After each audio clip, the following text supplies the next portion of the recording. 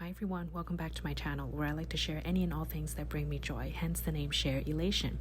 During my visit to Japan, we went to several secondhand stores. One of them is called HobbyOff, another is called BookOff. They're probably like sister companies. And in these stores, there are a whole range of secondhand items, from luxury bags to luxury SLGs, shoes, clothing, homeware, electronics, and to even like toys and collectible items. I mainly focused on some of the luxury goods because that's kind of my interest and what I like to look out for. To my surprise, a lot of these items, they are priced quite high for what they are.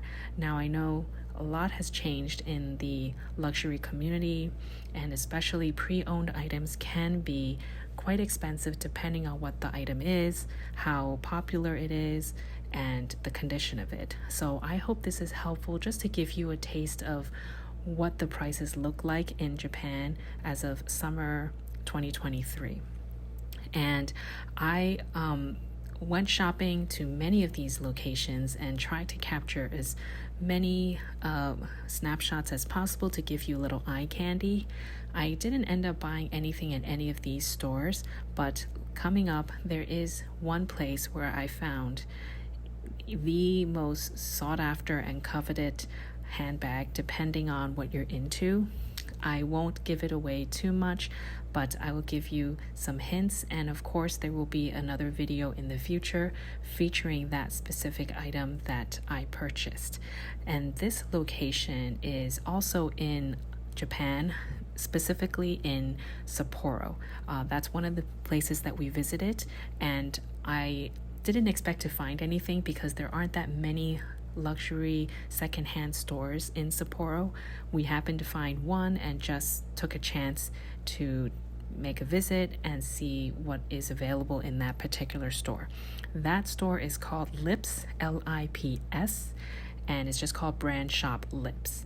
It's located on the lower level of a certain department store. I forgot which one, but I will show some eye candy here and some of the pricing that they offered at that particular store. I won't go into too many details again, but I did end up buying something from this store, and I just wanted to share with you in a future video again what that item is. Just as a teaser and to give you a small hint, that item is from Hermes. During the last part of our trip, we went back to Tokyo and stayed there for about a week. We visited several vintage stores there as well, namely Amore Vintage and Vintage Qoo. There are several around that area in Omotesando. There are many new ones that opened up, but I didn't really capture a lot of eye candy in those stores. There were just too many, and you could go on and on to visit each one. I did come across a few handbags of interest, so I pictured them here just to show you. There were some that I never seen before, like this one from Hermes, and here's another one that reminds me a lot of the Constance, but without the big H logo across.